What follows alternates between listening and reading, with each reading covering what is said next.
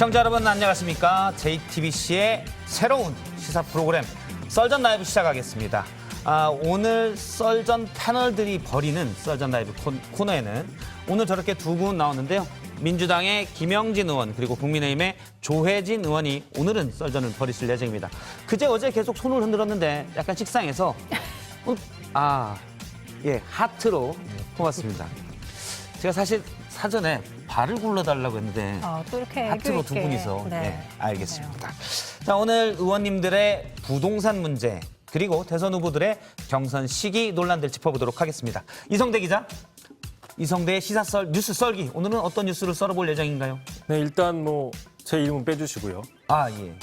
이름은 빼달라. 지금 자막에 예. 이름을 안 빼면 소송을 불사하겠다. 예. 누군가 이름을 빼달라고 얘기를 누군가 했군요. 자기 이름을 빼달라고 적극적으로 얘기하는 사람의 얘기를 이따가 해보겠습니다. 누군지 는 이따가. 예상은 되는데 이따가 보겠습니다. 자, 오늘 강지영 아나운서는 어떤 중요한 사람의 인터뷰가 예정이 되어 있습니까? 네, 오늘은 군경찰 불법 촬영 그리고 조사 과정에서 벌어진 2차 가해 관련된 이야기를 준비해봤습니다. 좀 안타깝죠? 예, 안타까운 소식인데 일단 자세하게 나중에 얘기를 들어보고요. 네. 그리고 지금 이른바 돌풍이죠.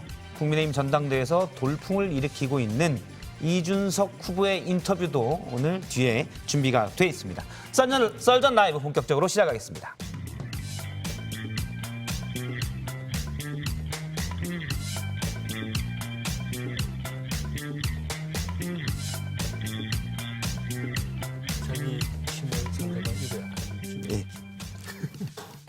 예, 두 분과 함께 썰전 라이브 시작하겠습니다. 김영진 더불어민주당 의원 그리고 조혜진 국민의힘 의원 나오셨습니다. 안녕하세요. 반갑습니다. 안녕하세요. 반갑습니다. 원래 제가 방송 들어가기 직전에 제가 발을 굴러달라고 했는데 세트에 지장이 갈까 봐 하트로 하신 걸로 알도록 하겠습니다. 자, 썰전 라이브의 첫 주제 강지영 아나운서가 준비했습니다. 네, 오늘 첫 주제, 국회를 덮친 부동산 투기 의혹 후폭풍입니다. 투기 의혹에 연루된 현역 의원 12명에게 자진 탈당을 권유한 더불어민주당. 어제에 이어서 오늘도 반발이 이어지고 있습니다. 우상호, 김한정, 김회재, 오영훈 4명의 의원들 억울하다면서 이대로 나갈 수 없다는 입장인데요. 민주당 지도부에선 자진 탈당을 안 하면 징계위원회를 열 수 있다며 강하게 나오고 있고 감사원 조사를 받겠다는 국민의힘을 향한 압박도 이어갔습니다. 진정 미꾸라지 정당으로 낙인 찍히고 정치 쇼만 하려는 것입니까? 전수조사를 지연시키려는 노력이 애잔하기까지 합니다. 하지만 국민의힘 국민권익위원회 못 믿겠다는 입장을 고수하면서 오늘 감사원에 소속 의원들의 부동산 투기 의혹 조사를 의뢰했습니다. 직무감찰 대상이 아니라는 주장에 대해서는 이런 입장을 밝혔습니다. 저희들이 비리가 있어서 감찰을 해달라고 하는 것이 아닙니다. 감사원이 그 어느 곳보다 정치적으로 독립성, 중립성이 확보되어 있는 가장 감사에, 조사에 전문성 있는 기관이다. 국회를 덮친 부동산 투기 의혹 후폭풍. 과연 어떤 결말을 맺게 될까요? 예, 첫 번째 주제 바로 들어가도록 하겠습니다. 탈당 권유, 일부 의원 못 나가. 자, 조혜진 의원님께 먼저 여쭤보겠습니다. 국민의힘이 부동산 투기 거래 의혹. 민주당은 다 권익위를 통해서 조사를 받았는데 받지는 않았잖아요. 예. 감사원에서만 꼭 받겠다는 건가요? 네, 저희는 전수조사 요구는 우리가 먼저 했죠. 102명 의원 전원의 동의서를 받아가지고 전수조사하는 걸로 이제 했고, 근데 저희는 국민권익위보다는 감사원 조사를 받는 게 좋겠다고 이야기를 한 게 권익위는 약간 우리 좀 의심스러워요. 이제 권익위원장님이 민주당 국회의원님 출신이시니까 그리고 그래서 그런지 그 전에 다른 사건 때 권익위가 이 청와대 눈치를 보는 거, 민주당 눈치를 보는 것 같은 정치적으로 약간 중립성이 흔들리는 같은 모습도 많이 보고 그랬고. 전현희 위원장은 전혀 그런 사람이 아닙니다. 그게 연연하지 않습니다. 전현희 위원장은 전혀 그런 사람이 전혀 아닙니다. 그런 사람이 아닙니다. 저도 그렇게 생각했는데 또 그렇게 노력을 하는 것 같긴 한데 그 한계는 못 벗어나더라고요. 그래서 감사원이 그런 점에서는 정치적 중립성은 권익위보다도 훨씬 더 이제 믿을 만하고 그 다음에는 조사 기능이, 조사 역량이 권익위보다는 훨씬 더 강하고 전문성이 있고 그래서 조사를 가장 정확하게 해낼 부서다라고 생각이 들어서 감사원을 하려고 그래요. 근데 제가 요거는 제가 김영진이 사실 원조입니다. 예. 3월 30일 날 국민권익위원회 그 서류를 제가 갖다 냈습니다. 예. 그 전에 그 국민의힘 그 원내수석과 그 3대3 협상을 하면서도 얘기를 했어요. 예. 거기도 알아요. 감사원에서 감사원법 24조에 의해서 감사원법에서 국회의원 등은 직무 감찰을 할 수 없다라고 예. 하는 걸 알고 있어요. 예. 알고 있는데 그 주장 그때도 하시더라고. 그래서 현실적으로 불가능한데 어떻게 할 거냐. 근데 한대요. 예. 그래서 그건 불가능하다. 그래서 가능한 국민 권익을 같이 하자. 이렇게 했는데 수용하지 않았던 거죠.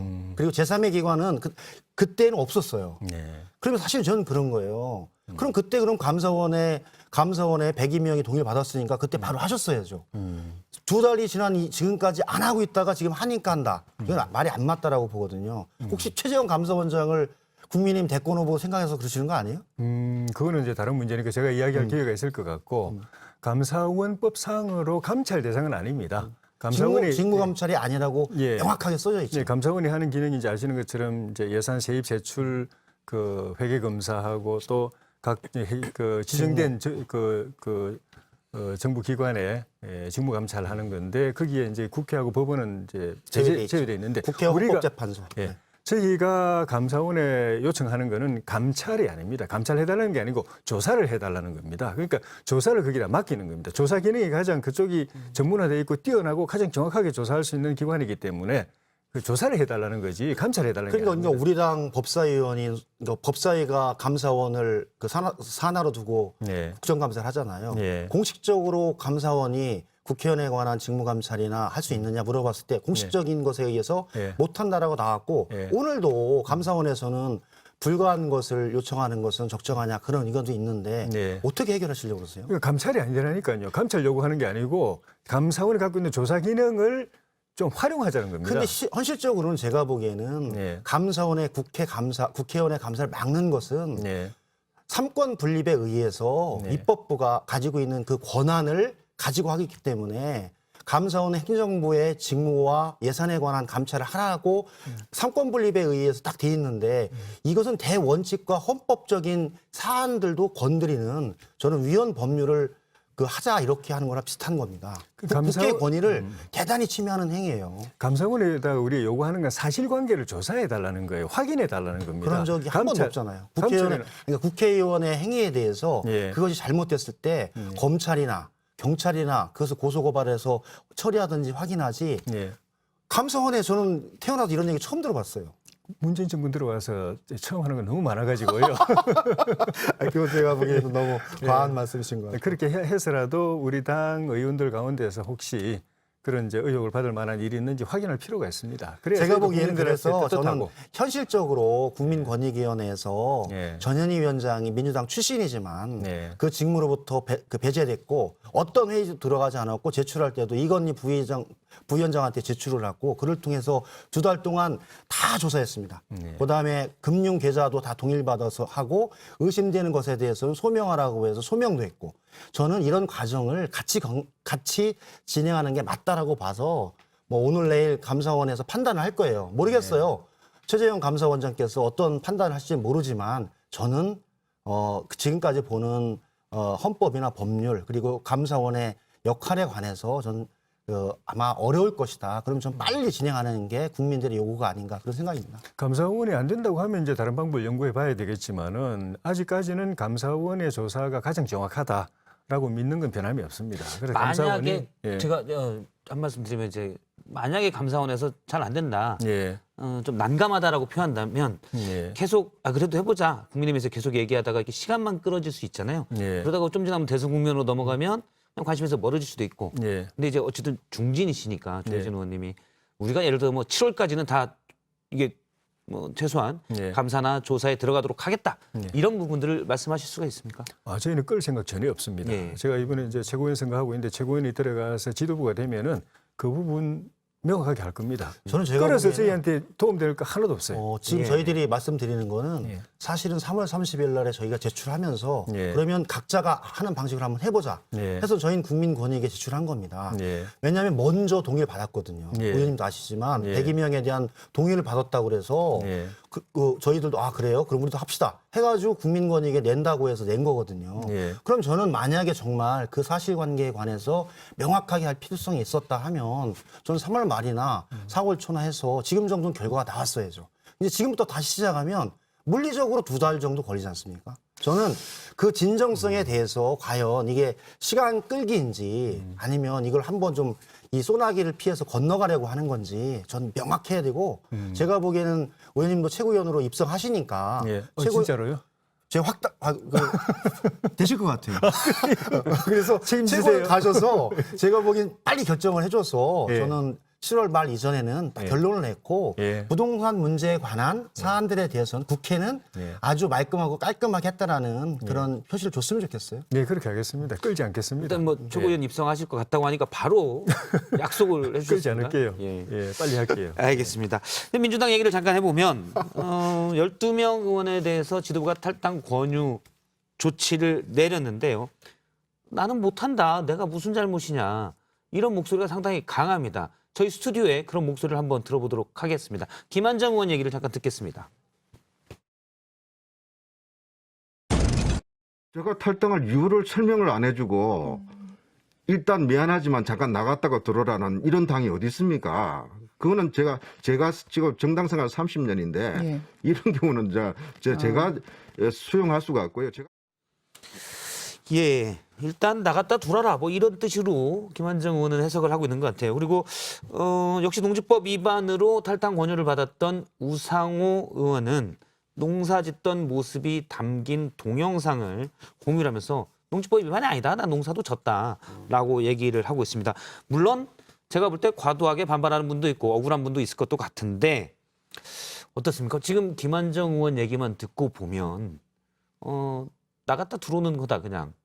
어떻게 보면 보여주기다라는 거를 김한정 의원 생각에 얘기하고 있는 거 아닌가 하는 생각도 좀 들고요. 저는 그 김한정 의원도 얘기했듯이 30년 정당 생활에서 탈당했다 입당하는 경우는 대단히 정치적으로 엄청난 그 판단이고요. 또 그 예. 이후에 그 다음 선거를 출마할 때 탈당자와 그렇지 않은 사람들은 정말 하늘과 땅 차이입니다.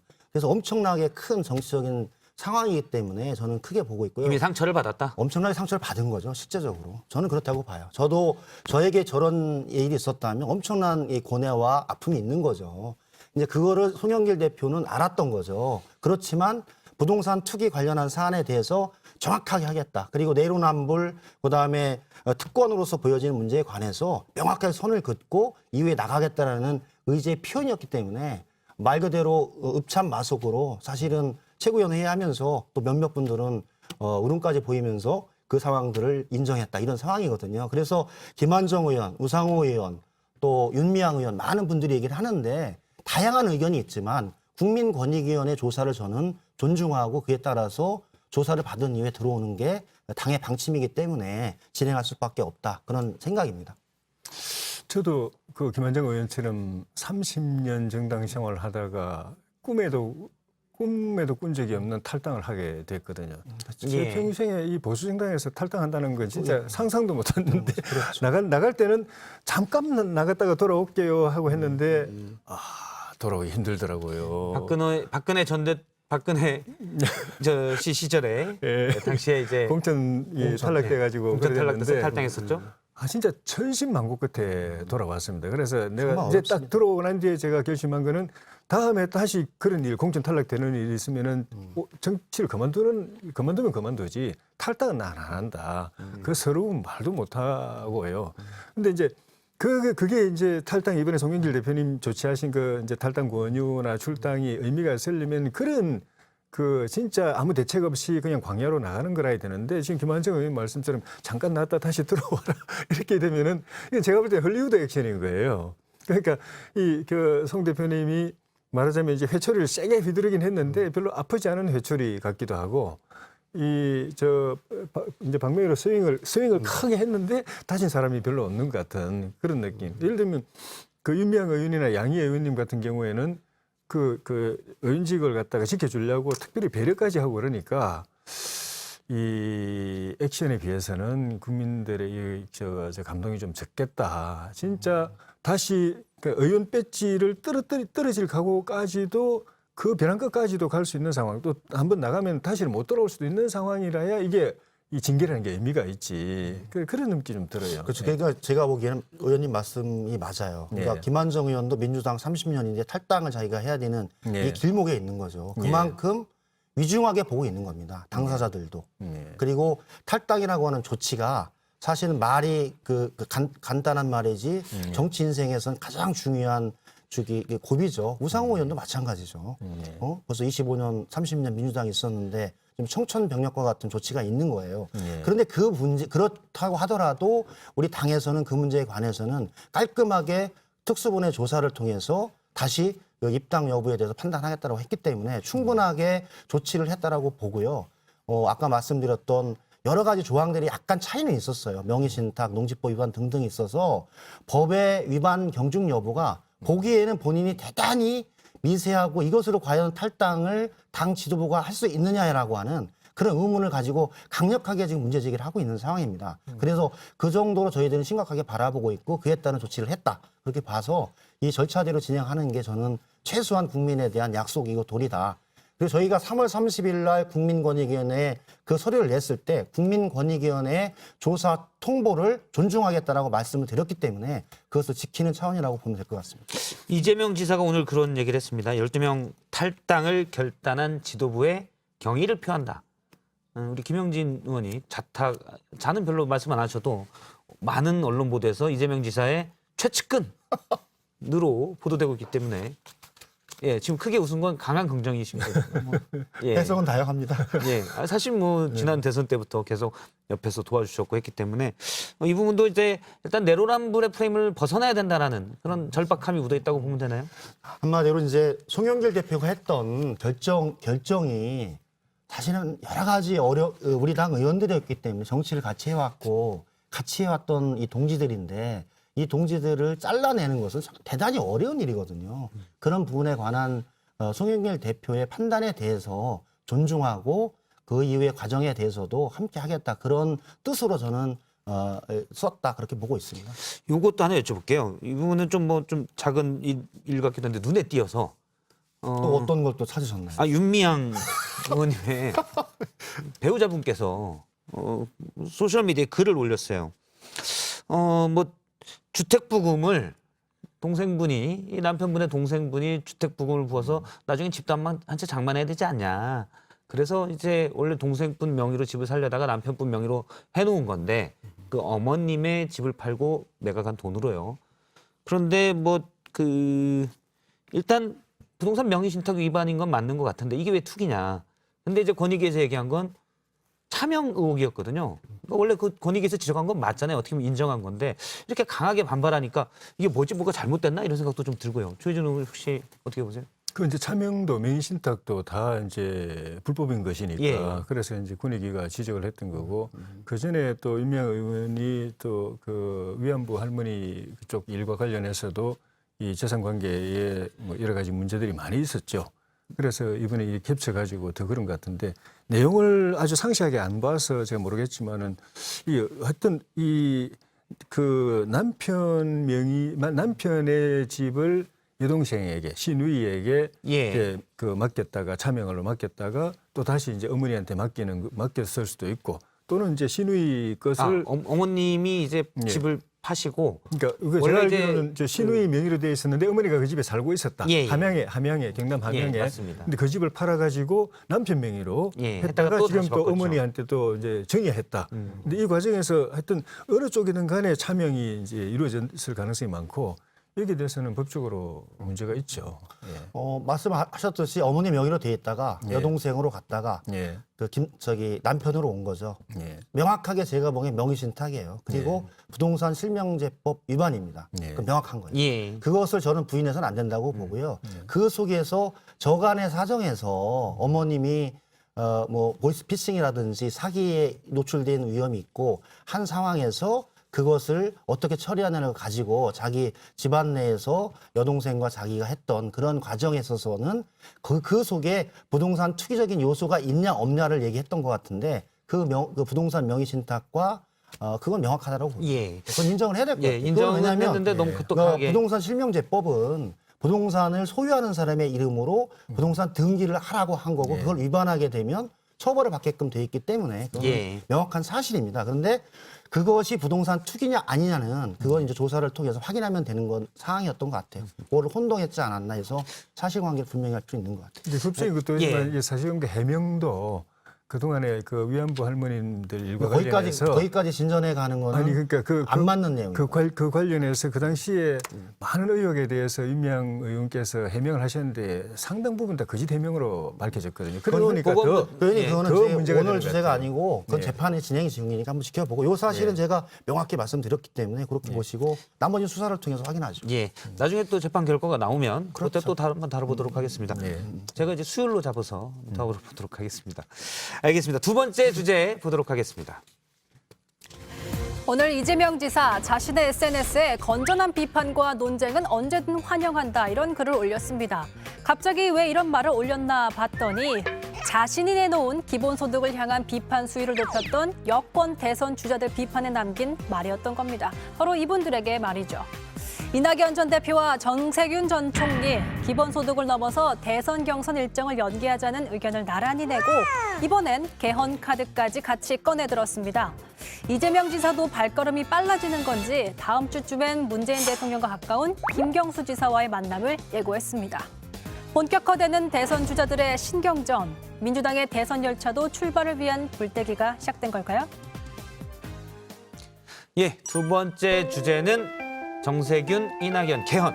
그러면 이재명은 저희가 이제 자막 개수 때문에 숫자 때문에 호칭은 존칭은 좀 뺐습니다. 양해를 부탁드리고요. 지금 뭐 민주당의 대선 주자 현재 여론조사 지지율로는 이재명 지사가 제일 앞서 있는 형국인데요. 다른 후보들이 경선 시기 문제 또 개헌 얘기까지 나왔습니다. 일단 정세균 전 총리의 경우 임기를 1년 줄이겠다. 그래서 중임제 개헌을 하자라고 하는데 이재명 지사 측은 개헌 논의 같은 건 반대인가요? 아직 물어보지는 않았어요. 개헌에 대해서 물어보지 않았어요. 왜냐하면 지금이 이사님한테 지금이 사실은 개헌을 가지고 논쟁하거나 그럴 시기는 아닌 상황이라서 개헌에 관해서 구체적으로 물어보지는 않았고 개헌은 뭐 20대 국회나 21대 국회에서 87년 헌법을 개정한 이후에 한 30년 넘었기 때문에 손을 봐야 된다는 것에 대해서 여야가 다 공익 동감하는데 이 경선 시기에 그 문제를 하는 것이 적절한 것인가에 대한 것은 한번 좀 더 논의를 해보고 그 내용을 어떻게 할 것인가. 그리고 개헌은 사실은 여야가 공히 합의하지 않으면 하기 어려운 과제이기 때문에 한 특정 후보가 얘기를 해서 그것이 전체 이슈로 돼서 하는 그런 과정은 쉽지 않았던 것 같아요.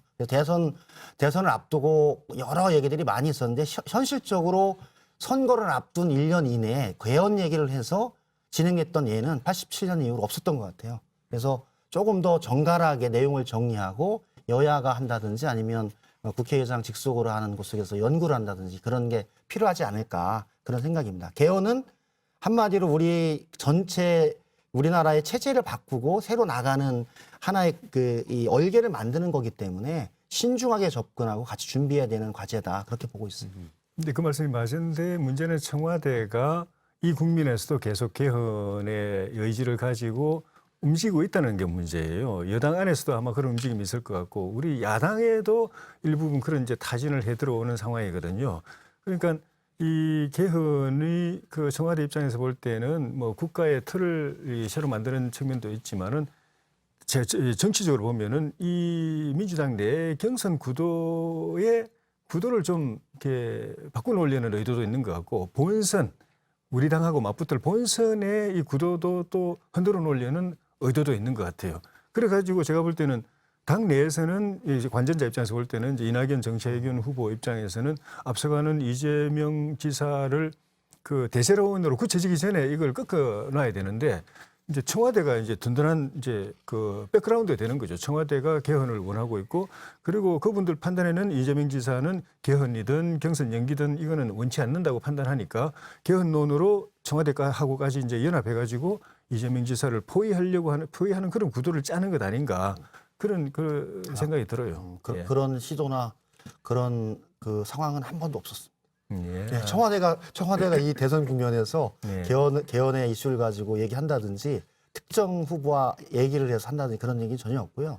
사실은 개헌 이슈는 저는 조금 더 정리돼서 뭐 20대 했던 내용으로 여야가 같이 대통령 선거 공약으로 같이 내걸고 그 중에 당선이 되면 그렇게 간다. 뭐 이런 정도로 여야가 합의하는 정도가 아니면 현실적으로는 정치공학으로 다 끝났기 때문에 현실화될까에 대한 의문이 있는 거죠. 저는 좋은 개헌의 내용들은 다양하게 토론될 수 있다고 봐요. 뭐 토지 공개념을 어떻게 헌법에 넣을 것인가, 평화의 문제를 어떻게 넣을 것인가, 기본권의 문제를 어떻게 더 강화하는 방식으로 조정할 것인가, 경제민주화의 과제를 어떻게 넣을 것인가, 다양하죠. 다 얘기할 수 있죠. 대선이 정치의 용광로니까. 그런데 예. 정리된 형태로 어떻게 할 것인가는 조금 더 준비해서 진행해야 된다는 입장이죠. 그거 하나 여쭤볼게요. 제가 청와대와 후보들 간의 개헌을 가지고 있는 합종 연행이나 이거는 전혀 없다. 앞서 이제 조혜진 의원님이 말씀하실 때 청와대에서 야당 쪽으로도 개헌에 관한 의견을 묻는 움직임이 있다라고 하셨는데 예. 이거 이제 생방송으로 나가는 거기 때문에 예. 저희가 이제 그 근거나 근거가 있는 건지 아니면 전원인지 이걸 좀 확인을 해서 시청자들이 좀 그 부분을 알고 가야 될 것 같아요. 저는 한 부분은 전원이고요. 네. 한 부분은 제가 간접적으로 타진을 받은 바가 제가 타진을 받은 바가 있었고 아 그러면 간접적으로 청와대 관계자가 예. 중간 한 분을 껴서 조혜진 의원님한테 개헌에 대해서 어떻게 생각하냐라는 의견을 타진받았다는 말씀이신가요? 청와대 관계자라고 하기보다는 청와대 의중을 대표할 만한 분 대표할 만한 분. 그렇게 느꼈죠 저는. 예, 그리고 다른 분을 통해서도 이제 다른 루트로 우리 당에 그것이 이제 이렇게 푸시가 되고 있다라는 이야기도 예. 들었고 그래서 이게 흐름이 있는 거구나 그런 생각이 들었고 그래서 저는 이거는 문제가 있다. 이 대선 앞두고 이거는 대선 판을 흔들려고 하는 의도가 아닌가 예. 그런 생각이 들었고 그래서 이거는 만약 그런 움직임이 본격화되면 차단해야 된다는 생각이 들었고 그런 측면에서 보면 구도가 딱 나와요. 전선이 청와대하고 이낙연, 정세균이 하나의 전선이고 이재명하고 우리 야당이 하나의 전선이고 그렇게 하시면 되겠네요. 지금 이재명 지사 측과 같이 가자고 합정연애. 저희가 보기에는 구도의 전략일 수 있습니다. 아마 넘어가시면 안 됩니다. 그거는 조금 그 인사가 네. 과연 정말 청와대를 대표할 수 있는 인사인지 자체가 대표는 아니고 그러니까 대변하거나 의견을 이렇게 네. 전할 수 있는 사람인가에 대한 부분도 항상 있고 예. 저는 대통령께서나 예. 뭐 비서실장이나 그렇게 이 상황에서 예. 할 사안은 아니다라고 보고 그 정식적으로 한다면 예. 정말 개헌이 필요하다. 예. 그래서 저는 당 대표와 당정청 회의를 통해서 그 이슈와 의제를 던질 수 있겠죠. 저는 충분히 가능하다고 보는데 그런 방식으로는 진행하지 않는다. 그리고 그거는 그 사람이 대리인이 아니다. 이렇게 생각하시면 될 것 같아요. 일단 뭐 그런 조혜진 의원님이 같으면은- 말씀하신 거는 네. 그분은 이제 명확히 밝힐 수 없는 상황이고 네. 급이나 근거 또 그렇게 느끼신 거기 때문에 일단 느낀 걸로만 정리를 하도록 하겠습니다. 개헌의 필요성을 저한테 이야기했는데 예. 이제 청와대도 같은 생각인가 보다라고 느낀 거죠. 예. 예. 개헌의 필요성은 다 느낍니다. 근데 그분이 이제 청와대하고 전혀 무관한 분이면 제가 그런 생각을 안 하는데 관계가 있는 분이라서 그렇게 청와대는 느꼈고. 다 관련이 있습니다. 예. 저도 청와대와 관련이 있습니다. 예. 아, 예. 관련이 있으시죠. 저 문재인 대통령이나 청와대가 대선 앞두고 개헌을 전략적으로 추진할 의사가 없다면은 이낙연, 정세균 이 두 분부터가 이렇게 다 하셔야 돼요. 일단 오해받습니다. 말씀하셨으니까 오해받습니다. 그 얘기를 했습니다. 좀 개헌 얘기는 여기까지 하고 예. 경선 시기 사실 뭐 계속 나온 얘기인데 이재명 지사의 최측근인 김영진 의원님이 나오셨으니까 예 일단 이낙연 후보 정세균 후보라고 하면 되죠. 이낙연 의원님과 정세균 전 총리가 경선 일정에 대해서 요즘 부쩍 언급이 많습니다. 잠깐 또 스튜디오에서 의견을 들어보도록 하겠습니다. 절대 불변의 것은 아니고 필요하면 이제 고칠 수 있도록 이렇게 당은 당규에 되어 있습니다. 이렇게 당내에 의견이 분분하다면 지도부가 빨리 정리해 주시는 것이 옳다. 고 생각합니다. 예, 일단 이 부분은 지금 저희 방송을 보는 많은 또 기자분들이 이재명 지사 측 경선에 대한 입장 최측근 김영진 이렇게 얘기로 기사가 나갈 수 있습니다. 미리 제가 전제를 좀 깔고 예, 알겠습니다. 정세균 어렵습니다. 전 총리가 경선 연기를 강력하게 사실은 내포해서 얘기했는데 이재명 지사 측의 입장은 변함이 없습니까? 원칙대로. 원칙대로 하는 게 맞다. 그리고 어렵고 힘들 때일수록 원칙대로 하는 게 가장 바른 길이다. 그래서 이 4.7 재보궐선거 때문에 여러 가지 고민과 고난이 있는데 원칙을 세워서 경선을 준비하고 이기는 것이 가장 정도지 그 속에서 시기 방법을 가지고 논하는 것 자체는 사실 국민들은 아무런 관심도 없다고 봅니다. 민주당이 대통령 후보를 9월에 뽑는지 11월에 뽑는지 12월에 뽑는지 아니면 저기 3월 9일 투표일인데 2월 그 등록 바로 전에 뽑든지 아무런 관심이 없습니다. 즉 국민들이 먹고 사는 민생의 문제, 백신의 문제, 부동산의 문제, 일자리의 문제에 관해서 누가 다 어떻게 대안을 내놓고 잘 준비하느냐. 그 경쟁을 정 씨인지 이 씨인지 또 다른 이 씨인지 또 다른 박 씨인지 뭐 이런 사람들의 대안에 대한 그 혁신 경쟁과 대안 경쟁을 가지고 미래 경쟁을 원하고 있다고 보기 때문에 원칙대로 하는 게 맞고 그 풍부한 기간에 제가 보기에는 이걸 준비해 나가는 과정이 민주당 당원과 국민들에게 그리고 정권을 잘 이렇게 창출할 수 있다라고 믿음을 갖고 있는 사람들에게 그 메시지가 아닌가 그런 생각이 듭니다. 제가 보기에는 많은 혼란 속에서도 이 코로나 위기 속에서도 저기 우리 의원님께서도 좀 최고위원으로 당선 예정이신데 훌륭하게 최고위원 선거와 당대표 선거를 하잖아요. 아무런 문제가 없어요. 대한민국 그 상황에서 총선까지 다 치렀는데 5천만 명까지. 그래서 저는 그런 것보다는 원칙에 충실하자. 그게 맞습니다. 네, 국민은 관심이 없는지 몰라도 민주당 지지자들은 관심이 굉장히 많고요. 그 중에서도 그 친문 지지자들 또는 반 이재명 지지자들하고 이재명 지사를 지지하는 분들 관심은 엄청 높은 것 같아요. 왜냐하면 지금 그 반 이재명 또는 친문 골수 이쪽에서는 이 대세를 꺾지 않으면 그냥 굳어져 버리니까 그러려면은 이 대항할 수 있는 후보를 만들어내야 되고 만들어내려면 시간이 필요하고 시간 그냥 시간을 확보 안 하고 9월에 그대로 하게 되면은 대세 못 만들어 대안을 못 만들어 대항만 못 만들어내고 이재명 대세로 굳혀지고 이재명 후보 되는 거고 그 받아들여야 되고 받아들이기에는 너무나 이 거부감 저항감이 또 많고 그쪽에서 그래서 이제 그 연기를 해야 된다고 생각하는 것 같고 거꾸로 이재명 지사님 쪽에서 보면은 조금만 9월 달에 예정대로 하면은 한 두세 달만 버티면은 이제 먹는 건데 후보 자리 먹는 건데 왜 우리가 이게 변수를 만들어 이런 생각이 그래서 이게 제가 볼 때는 민주당 안에 이 대선 후보 자리에 기싸움의 이 분수령 같아요. 여기서 연기되면 친문 쪽에서는 반 이재명 쪽에서는 대항만 세울 수 있는 기회 생기고 거꾸로 이재명 지사님은 한풀 꺾이는 거예요. 기세가 한풀 꺾이고 만약에 그걸 지켜내면은 대세로 굳어지는 거예요. 더 이상 이제 다른 변수가 있을 수가 없고. 또 하나는 관전자니까 재밌으시네요. 또 원칙 아주 재밌었어요. 원칙 말씀하셨는데 원칙은 사실은 민주당은 좋은 의미에서 다재다능하고 임기응변에 능한 거 나쁘게 말하면 원칙 없는 정당이잖아요. 그 목적이 있으면 그냥 원칙 언제든지 바꾸는 정당이니까 예를 들면 절대 그러지 않습니다. 아니 예를 들면은 절대 그러지 않습니다. 예를 들면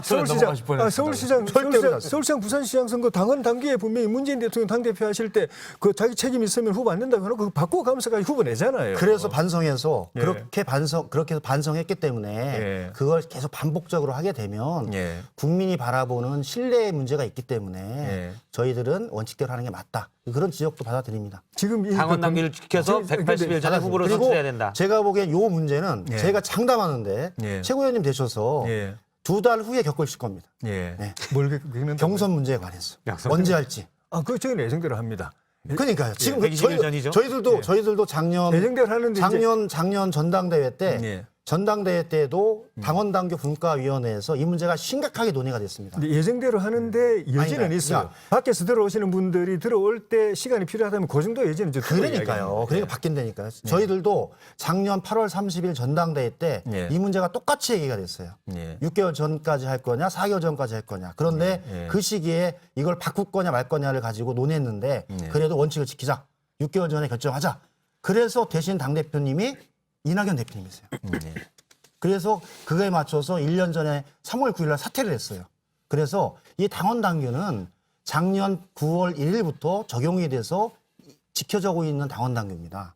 그렇기 때문에 현재 원칙을 벗어나면 사실은 아까 말씀드렸던 그런 문제들 가지고 또 우리가 국민들의 비판을 받지 않을까. 그래서 어려움이 있지만 원칙을 지키자. 그겁니다. 그리고 제가 최고위원님 장담하는데 12월 달에 이 문제 가지고 국민의힘도 제가 보기엔 한 달 내내 논쟁을 하실 겁니다. 만약에 국민의힘 당이 아니고 외부에 있는 사람이 안 들어와서 원샷 경선이 안 된다. 하면 어떡할 거예요? 안 들어오면 나중에 이제 단일화 경선이 있기 때문에 끝까지 안 들어온다면 우리는 이제 우리대로 해야 되는 것이고 그렇죠. 그런데 들어올 의사가 있는데 조금만 시간 달라고 그러면 그 시간 드려야죠. 그 조금이 제가 보기에는 한 달이 2주가 되고 한 달이 그렇게 오래 두 갈 달이 수는 됩니다. 없습니다. 왜냐하면 그분도 빨리 들어와야 되기 그런 때문에. 문제겠 그러면 안철수가 제3자 상후보로 나가면 3자 구도를 원하십니까? 아니요. 나중에 후보 단일화 그 국민이 또 있는 안 하면 거죠. 어떠실 거예요? 원샷 경선 안 하면. 안 하면 그런 안 하는 그런 그 게 있는 사람은 겁니다. 역사의 죄인이 됩니다. 아, 자기가 알아요. 그래서 제가 장담하는데 10월 달에 반드시 이 논쟁을 국민의힘도 하실 것이다. 예. 원샷 경선을 하고 싶잖아요. 예. 다 그렇죠. 들어와서 예. 윤석열, 안철수, 안 되면 투샷 경선 가야 유승민 돼요. 의원님, 홍준표 의원님 예. 해야 되는데 만약 한 사람이 안 들어왔어요. 투샷 경선 가야죠. 버스 내리고 가야 되잖아요. 예. 그런데 그 사람이 안 들어오면 어떡할 거예요? 일단 우리끼리 그러니까 일정한 합리적인 그 시간까지는 기다려주고 그때까지 안 들어오면 우리는 이제 가야 그 되는 시기에 거죠. 그러니까 그냥 가자, 좀 예. 기다리자라고 하는 논쟁과 지금은 별 차이가 없는 겁니다. 지금 뭐 말씀하실 때 불꽃 효과가 또 잠깐 나왔습니다. 저희가 네. 안면 인식을 저희 PD가 직관으로 해가지고 붙었다. 그럼 불꽃이 화면에 일게 돼 있어요. 네. 잠깐 보여드릴까요? 시간이 없어요. 예, 저거입니다, 저거. 아까 뜨거라. 막 얘기하실 때 불꽃이 딱 이렇습니다. 뜨거라. 데시벨이 올라가고 예. 안면이 구겨졌다. 그럼 예. 불꽃. 그러면 이제 제가 또 꺼야 돼요. 예. 오래 타면 전력 소모가 많으니까. 예. 요거 하나만 여쭤볼게요. 예. 지금 민주당 일부에서 예. 경선 시기를 연기하자고 하는 의견의 대부분은 예. 우리가 빨리 하면 불리하다거든요. 민주당이. 예. 국민의힘 입장에서 볼 때 솔직히 예. 입장에서 볼 때 민주당이 빨리 후보를 선출하면 예. 국민의힘이 좀 유리합니까? 우리가 유리한 건 없어요. 근데 이제 그쪽에서 그렇게 생각할 여지는 근데 좀 주판하는 있다고 국민의힘에서도 봐야 돼요. 좀 튕겨 보셨을 거 아니에요. 지금 우리는 우리 일 하기 급하기 때문에 대통합하고 밖에 있는 분들 모셔오고 나중에 그게 안 되면 투샷으로 또 후보 단일화 경선 해내야 되고 이 어려운 작업들 갖다 수행을 해야 되기 때문에 민주당 후보에 대해서 신경 쓸 여유가 별로 없고 상대 후보 그러니까 그 민주당에서 이야기하는 그 연기론자들이 그 민주당 후보 먼저 선정되면 우리가 집중 공격을 할 거 아니냐 그런데 공격은 민주당이 우리 후보를 늘 공격했지 우리가 민주당 후보 공격한 적도 없고 공격할 시간도 별로 없어요. 공격하시면 안 됩니다. 예, 그럴 시간도 없어요. 믿습니다. 최고위원님. 우리 일 하기 급해요. 예. 약속을 좀 제가 받았습니다. 보기에는 예. 이제 저는 제가 단일화 말씀드리는 공격은 그냥 일상적인 합리적인 비판 이게 아니라 그냥 네거티브 하는 거예요. 그렇죠. 그러니까 예. 저희들도 뭐 그런 사실에 기반해서 하는 거고 검증은 예. 그리고 의원님도 생각하시지만 이제 단일화 경선을 통한 이벤트 효과나 예. 시너지 효과는 저는 이제 사라졌다라고 봐요. 예. 현재 한 2, 3주 정도의 이 흐름을 보면 예. 큰 흐름에서 한 번에 가는 거로 대략 이 정리가 된 상황이라 예. 단일화 쇼를 통해서 뭘 하겠다. 이건 제가 보기엔 없거든요. 그러니까 예. 야당에서도 특별하게 여당 후보가 언제 선출되는지에 대해서 예. 특별하게 유불리가 없는 상황이라서 예. 사실은 잘 준비하는 게 맞다. 여든 야든. 일단 뭐 저희 조혜진 의원님이 우린 유리하지도 불리하지도 않다라고 얘기하는 게 되게 고맙겠네요. 아니 고마우신 게 아니에요. 그게 사실은 정치의 정도죠. 알겠습니다. 정도로 자, 지금 저희가 다음 주제가 또 있기 때문에 개헌론에 나중에 고마우시면 짜장면 한 그릇 사드리고요. 아니, 개헌론에 의해서 전당대회 연기론 두 번째 우리 손잡았네. 예. 지금 저희가 또 강정 아나운서가 다음 주제를 준비하고 있습니다. 자, 다음 주제는 검찰 얘기인데요. 한번 보도록 하겠습니다. 박범계 법무부 장관과 김호수 검찰총장 시작은 화기애애했습니다. 시민사회동 직후 이례적으로 합동 브리핑을 열기도 했는데요. 하지만 검찰 고위급 인사 논의 이후엔 분위기가 사뭇 달랐습니다. 그리고 어제 대검찰청이 법무부가 추진하는 검찰 조직 개편안에 대해서 공개적으로 반대 입장을 표명했습니다. 검찰의 정치적 중립성과 독립성을 훼손시킬 수 있다면서 말이죠. 김호수 검찰총장이 사실상 반기를 들었다는 평가도 나왔습니다. 여기에 박범계 장관의 반응은요? 상당히 세더구만요. 다소 논란 기색이었지만 할 수 있는 얘기라고 말을 했습니다. 법무부와 검찰, 양측의 갈등이 재점화되는 게 아니냐 이런 관측이 나온 가운데 박 장관이 서둘러 불씨 진화에 나섰습니다. 어제 저녁 4시간 가까이 의견을 교환한 이후 견해차를 좁혔다고 밝혔는데요. 향후 조직 개편안 논의에 속도가 붙을까요? 예. 세 번째 주제는 박범계 반기든 김호수입니다. 김호수 검찰총장의 얘기인데요. 자, 조직 개편안, 원래 조직 개편안은 준비하는 개편안은 그거지요. 법무부에서 검찰에 준비하는 조직 개편안은 일선 청해 형사부에서 직접 수사를 하지 못하도록 하려면 장관 승인을 받아라. 요건데 원래 친정부 쪽이라고 얘기됐던 김호수 검찰총장이 그건 힘들겠다 이렇게 얘기를 했습니다. 어떻게 보십니까? 반기를 들었다고 하셨잖아요. 예. 반기 들었어요? 제가 무슨 말씀이신지 반기 들었다고 하셨잖아요. 예. 김호수 총장이 예예. 아 저기 물음표가 올려 있습니다. 이게 반기가 들었는지 반자가 지금 말씀하신 반자가 예. 이 반자죠. 반대할 반자. 그렇죠. 이 반자죠. 예. 제가 볼 땐 들긴 들었는데 이 절반 반자를 들은 것 같아요. 요 정도 들은 건가요? 인사 저 고검장 검사장 인사한테 반기를 들은 것처럼 이야기했잖아요. 예. 권력 비리 수사하고 있는 수사팀 해체하지 마라. 그리고 그 정권 하수인이라고 평가받는 사람들 너무 영전시키지 말라. 우리 검찰 내부의 그 중론을 좀 반영해 달라. 근데 하나도 반영 안 됐어요. 그대로 해버렸어요.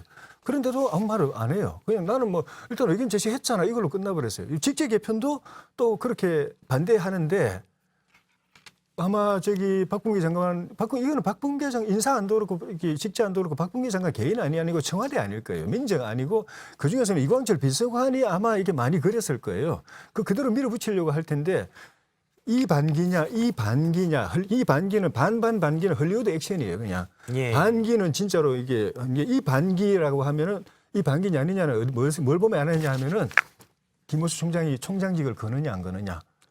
내가 분명히 이야기했는데 이거 안 받아들이면 검찰 조직이 존재할 의미가 없고 나도 껍데기밖에 안 남기 때문에 받아들이라고 했는데 안 받아들이면 난 옷 벗는다 하고 박 장관한테 이야기하고 박 장관한테 청와대 전화라고 이야기를 하고 안 받아들이면 옷을 벗는다. 그러면 이 반기. 제가 보기엔 김호수 검찰총장 임명이 저는 그동안 검찰의 혼란을 그 정리하고 중용과 중도로 가는 저는 선택이 김호수 검찰총장이었다 그런 생각이 들어요. 양극단을 배제하고 그래도 검찰 인사들이 검사들이나 검찰 그 조직들이 같이 나갈 수 있는 재정비하고 검찰 본연의 기능으로 나갈 수 있는 카드였다라고 봐서 저는 김호수 총장이 충분히 그 역할을 할 수 있을 거고요.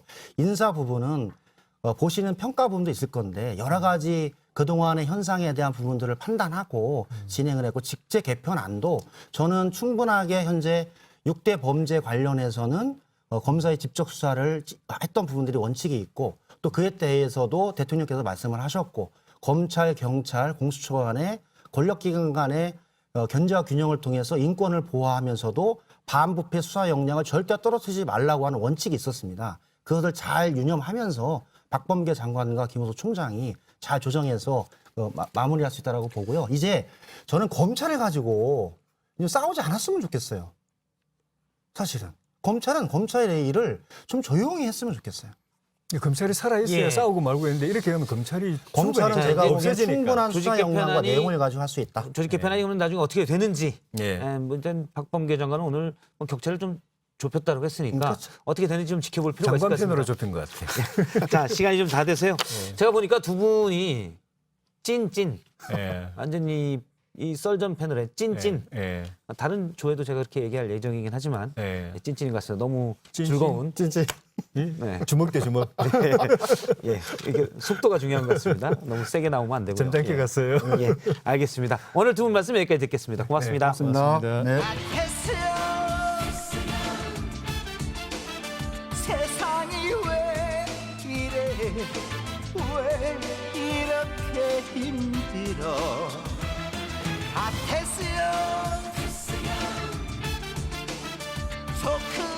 소크라테스여 사랑은 또 왜 이래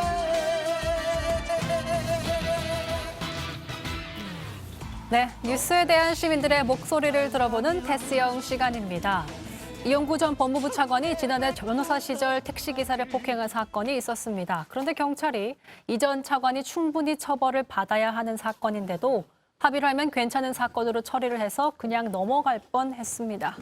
오늘 경찰이 관련 수사 결과를 발표했는데요. 이 전 차관은 증거인멸 교사 등의 혐의로 검찰에 송치한다고 했는데 이 전 차관을 알고서 봐준 거, 그러니까 외압은 없었다라고 말을 했습니다. 이에 대해서 시민 이야기 들어보겠습니다. 안녕하십니까? 안녕하세요. 네. 자기소개 좀 부탁드릴게요. 저는 마포. 구체적으로 저쪽에 샀는데 저쪽에서 온 차 탔습니다. 차 몰고 있습니다. 아, 차 몰고 계신 네, 차 몰고 차태스님. 왔습니다. 네. 예. 일단 뭐 어제부터 약간 점퍼를 밀고 계신 것 같은데. 예, 한 번인데요. 많이 입으니까 어울린다고도 하고. 네. 예. 선글라스는 여전히 눈이 부셔서. 예, 예. 말투가 하고 있습니다. 박성태 앵커랑 굉장히 비슷하세요. 아, 저기 방송 잘하시는 분, 그 기자. 네, 그 기자분. 예, 닮았다는 얘기는 많이 듣는데요. 일단 달라요. 다른 사람입니다. 네. 걱정하지 마시고요. 네. 선배, 얘기했던 대로 좀 잘 해주세요. 알겠습니다. 예. 자, 일단 얼마 전 공개된 당시 상황이 담긴 영상을 한번 보겠습니다. 예, 당시 상황인데요. 지금 보면 술에 취한 채 있는 자신을 이제 깨우자 멱살을 잡아서 폭행을 했고요. 예. 이제 경찰에 신고가 됐죠. 그렇습니다. 저도 처음 이 사건 이 뉴스로 들었는데 특히 저 영상 나온 거를 들었었는데 막 좀 저도 차를 보니까 겁이 좀 나더라고요. 이런 분들 많이 겪지 않으세요, 혹시? 저녁에는 저렇게 좀 술 드시고 많이 타시거든요. 근데 가끔 막 제가 당했을 수도 있잖아요. 그렇죠. 예, 좀 그랬고 사실 저런 분들은 내가 술 먹으면 좀 그렇다라는 분들은 저는 택시를 좀 안 탔으면 좋겠어요. 또 아예 안 타면 안 되니까 일단 술을 좀 깨고 타시면 어떨까. 그래야 좀 안심이 될 것 같아요. 그러니까요. 이용구 전 차관이 저 사건 당시에는 변호사였지만 뭐 일단 현 정부에서는 좀 잘 나가는 인사로 치부가 됐고 공수처장 후보 물망에도 올랐던 인물인데 사실 원래 택시가 완전히 멈춰서 시동 끄기 전에 저렇게 폭행을 하면 합의를 해도 처벌받는 죄인데 마치 차가 완전히 멈춘 것처럼 경찰이 보고를 해서 이 전 차관이 처벌을 안 받게 했단 말이죠. 근데도 외압이 없었다. 예, 오늘 경찰 발표가 그렇게 났다는 건 외압이 없다고. 네.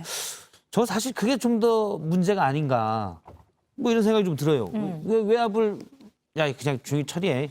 이렇게 외압이 없었는데도 그냥 알아서 봐준 거 아닙니까 처음부터. 네. 처음부터 그냥 봐준 거여서 그럼 처음 담당하셨던 그 경찰관분이 왠지 저분이 좀 불쌍해 보여서 그냥 봐준 건지 왜 이런 행위는 힘센 분들에게만 일어나는지 저는 사실 잘 이해가 안 돼요. 그러니까 외압을 하지도 않았는데 봐줬다. 그러면 힘세 보이면 애초에 봐줄 수 있는 확률이 세다. 원래 이제 저분이 어떤 분인지 또 다 검색을 해서 알았다는 거 아닙니까? 차태스 님도 봤을 때 좀 힘세 보이는 분을 구별할 수 있습니까? 대충 저는 이제 딱 봤는데 저분 앞에서 내가 좀 움츠러든다. 그러면 그분은 힘센 분이에요. 그냥 감으로 합니다. 따로 뭐 인상은 아니고. 어쨌든 이 문제는 기가 있어요, 기가. 아, 그 기가 있습니까? 네, 힘센 기. 하지만 이 외압은 어쨌든 검색을 해서 충분히 나올 법한 인물이었기 때문에 예. 수사권 조정으로 경찰이 수사에 대한 책임이 커졌는데 좀 더 노력을 해야 될 것 같습니다. 예. 네. 타타스님 이제 인터뷰 끝나면 어디로 가시죠? 차 몰러 가시나요? 아니 다시 저쪽으로 갑니다. 아, 저쪽. 네, 네, 저쪽. 서쪽으로. 네, 저쪽으로. 알겠습니다. 여기까지 듣겠습니다. 고맙습니다.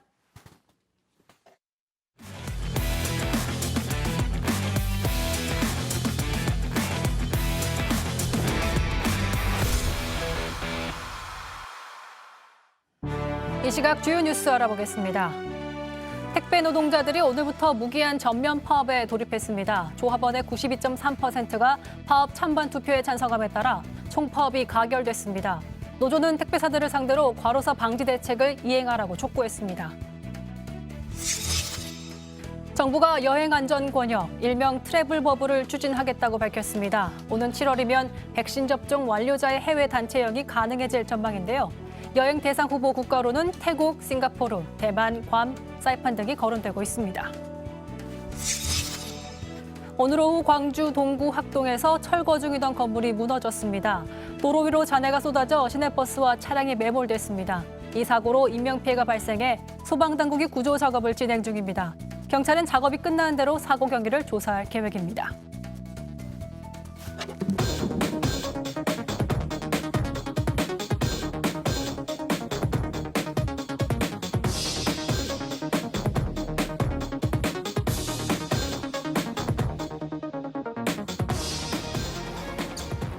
네, 지난 월요일 공군 부사관 성추행 사망 사건 유족 측의 변호사를 모시고 얘기를 들어봤었는데요.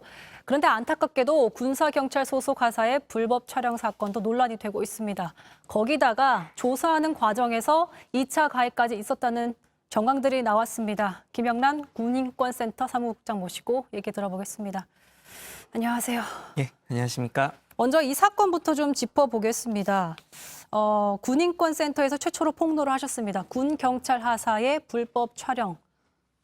어떻게 된 일이죠?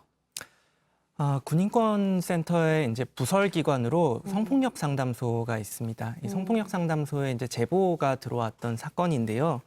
피해자분들께서 공군 19비 횡단에서 네. 이제 불법 촬영이 있었고, 뭐 이제 숙소에 무단으로 침입을 해서 촬영을 한다던가, 뭐 이런 일들이 있었음에도 불구하고 가해자하고 피해자 분리도 안 되고, 가해자가 계속 부대 안에 활보하고 다니고 이런 것들이 한 달 동안 이어지니까 피해자분들이 이래서는 수사를 믿을 수가 없겠다라는 마음으로 이제 저희들한테 제보를 주시게 된 것입니다. 직접 제보를 받으시고 폭로를 하신 거군요. 예, 맞습니다. 근데 지금 더 논란이 되고 있는 게 당시 수사를 진행했던 군사경찰 그분이 피해자에게 2차 가해를 했다는 의혹이 추가로 좀 폭로가 됐습니다. 이건 또 무슨 얘기예요? 수사관이 지금 성폭력 피해자들을 피해자 조사하는 과정에서 거꾸로 지금 성희롱을 했다라는 것인데요. 집에 사실 무단 침입을 해서 막 속옷 같은 것들을 사진을 찍고 이랬던 사람인데 수사관이 피해자에게 오히려 가해자가 너가 좋아서 그런 거다 뭐 이런 이야기들을 한다거나 또는 뭐 왜 그런 친구랑 놀아가지고 이런 일을 당하냐 차라리 나랑 놀지 그러냐 뭐 이런 이야기도 합니다. 사실은 피해자들은 굉장히 충격적인 일이고 신변에 사실 위협을 느낄 수도 있는 일이죠. 왜냐하면 네. 내 집에 침입을 한 거니까요. 그러니까요. 이런 사람을 두고 뭐 호의가 아니었냐 또는 뭐 가해자에게도 인권이 있는데 너가 좀 봐주면 안 되겠냐 이런 식의 회유를 다른 사람도 아니고 사건 수사를 해야 되는 수사관이 했다는 건 굉장히 충격적인 일이라고 생각을 합니다. 네, 말씀하신 걸 어제 군인권센터 기자회견에서 제보된 내용 일부를 좀 밝혔는데요. 듣고 오시죠. 가해자가 널 많이 좋아했다더라. 호의 없겠지. 라는 말을 했고 그런 놈이랑 놀지 말고 차라리 나랑 놀지 그랬냐. 얼굴은 내가 더 괜찮지 않냐라는 말도 했다고 합니다. 그러니까 지금 보면은 가해자도 경찰도 모두 군사경찰 소속이고 피해자도 모두 계급관계에 있는 거잖아요. 수사계장이면 사실 준위급에 산당하는 20년 차의 군인인데 이런 상황에서 사실 수사가 제대로 이루어질 수 있다고 보시는 거예요? 보시면은 수사관이 지금 피해자 조사를 하는데 반말을 하고 있어요. 그러니까 피해자들이 다 계급이 수사관보다 낮으니까 네. 이렇게 하는 건데 기본적으로 피해자 조사의 어떤 분위기나 환경조차 잘 갖추어지지 않았다라는 것들을 보여주는 장면인 것 같습니다. 피해자분들은 지금 공군 군사경찰이 수사를 하는 건 더 이상 믿을 수가 없다라는 입장을 가지고 계시고 국방부 조사본부로 사건을 이첩시켜서 진행을 해야 된다라는 좀 입장을 갖고 계십니다. 특히나 피해자가 지금 5명에서 10명 남짓인데 모두 그 수사계장에게 비슷한 회유를 받았다라고 이제 폭로를 했더라고요. 네, 맞습니다. 네. 비슷한 일들을 여러분이 겪었다는 건 사실 이 19비 횡단의 군사경찰이 평소에 얼마나 엉망으로 운영이 되고 있는가를 보여주는 부분인데요. 수사관은 성희롱을 하고 있고 군사경찰대 소속의 간부는 여군 숙소를 무단 침입해서 불법 촬영하는 일을 하고 있었습니다. 기본적으로 어떤 범죄를 예방하거나 장병들의 인권을 보장을 할 역할을 해야 되는데 군사경찰이 네. 그 역할을 하지 않고 지금 범죄를 저지르고 다닌다라는 것이죠. 그러니까 이런 분들에게 지금 수사를 맡기는 것이 타당하지 않다라는 피해자분들의 입장은 어찌 보면 너무나도 당연하고 상식적인 요구라고 생각이 됩니다. 참 안타까운데 지금 그래서 어떤 식으로 좀 가해자에 대해서 수사가 진행이 되고 있는 거죠? 사건이 폭로되고 뭐 이틀 뒤에 가해자가 구속이 됐습니다. 근데 이런 디지털 성범죄라고 하죠. 보통 불법 촬영 사건을 두고 디지털 성범죄 같은 경우는 가해자 한 명을 구속시키는 게 사실 능사가 아닙니다. 그러니까 불법 촬영물이 언제 어디까지 유포가 됐고 이런 것들을 어떻게 유포를 막을 것인지 그러니까 사실상 피해자 보호에 수사에 초점이 많이 맞추어져야 되는데 이번에도 피해자들은 수사의 태도를 봤을 때 지금 가해자 한 명 구속시키고 또 뒤에는 흐지부지 되는 게 아니냐라는 좀 의심을 하고 계시는 부분들이 있습니다. 지금 공군 부사관 성추행 사망 사건에 대한 수사도 진행 중인데 사실 국민을 상대로 쇼를 하고 있다 이런 말을 했습니다. 군인권센터에서. 어떤 의미로 좀 말씀을 하신 건지 굉장히 센 발언이었거든요. 수사를 하는 척을 하고 있다라는 얘기를 이제 전하고 싶었던 것인데요. 수사를 해야 되는 대상들이 많죠. 대통령도 성역 없는 수사가 있어야 된다라는 이야기를 했습니다. 그런데 매일매일 수사의 범위를 되게 한정짓고 수사한다는 이미지를 계속 국민들에게 주고 있고 여론 따라서 수사를 하고 있습니다. 예를 들면 어제 같은 경우는 군에서 지금 군 검찰은 수사 대상에서 빼놨다라는 이런 비판이 많이 있었는데요. 그러니까 오늘 아침에 군검찰을 수사를 합니다. 근데 군검찰을 수사하면서 또 군검찰을 지휘하는 입장에 있는 공군본부 법무실은 빼놓습니다. 법무실 옆에 있는 법무실 산하에 인권센터는 털고 그 인권나래센터라고 하죠. 인권나래센터는 가가지고 압수수색을 하고 그다음에 그 옆에 있는 공군본부 법무실은 건드리지 않고 그대로 철수를 합니다. 그러니까 지금 성역 없는 수사를 하라고 했는데 국민들이 보면 무언가 성역이 있는 수사를 하고 있다라는 의심을 지울 수가 없는 수사를 일주일째 벌이고 있다라는 것입니다. 마지막으로 질문 드리겠습니다. 국방부에서는 사실 이미 6년 전에 성폭력 근절 종합대책을 마련했는데 매뉴얼이 있는데도 불구하고 지금 성역 있는 수사를 계속해서 하고 있는 이유는 근본적으로 뭐라고 보시는 거예요? 어떤 식으로 좀 개선이 돼야 될까요? 군의 이 성폭력 피해에 대응하는 매뉴얼을 보시면 2차 가해를 한 사람도 가해자와 똑같은 수준으로 징계를 하게 돼 있습니다. 근데 이 징계 양정 기준을 지난 몇 년간 단 한 건도 적용을 해서 징계한 사례가 없습니다. 2차 가해로 처벌받은 사람이 단 한 명도 군에 없다는 건데 그렇다면 두 가지 중에 하나겠죠. 군에서는 아무도 2차 가해를 하고 있지 않거나 2차 가해를 모두 은폐하고 있거나라는 것인데 사건이 발생을 하고 은폐를 하고 이 부분을 제대로 수사하지 않아서 피해자들이 사망을 하거나 군을 떠나거나 이런 일들이 계속 반복이 되고 있습니다. 그렇다면 이 원인은 무엇인가라고 했을 때 은폐를 하는, 그러니까 사건이 벌어졌을 때 모든 피해자들이 다 절망적인 선택을 하진 않습니다. 사건을 해결하고자 하죠. 근데 이 과정을 은폐하려는 사람들이 있고 그 과정에서 피해자는 절망하게 되는 건데 이 은폐의 구조를 군이 대부분 다 그냥 얼렁뚱땅 지나갑니다. 가해자만 처벌하고 이 은폐에 엮여 있는 지휘관부터 시작해서 간부들을 다 그냥 유야무야 지나가게 되는 것이죠.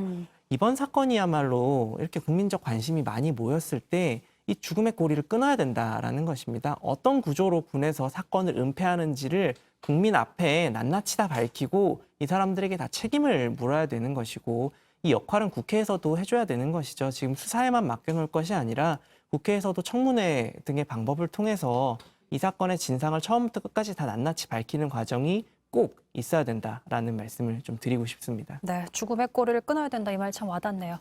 네, 지금까지 김영남 군인권센터 사무국장과 얘기 나눠봤습니다. 고맙습니다. 네, 감사합니다.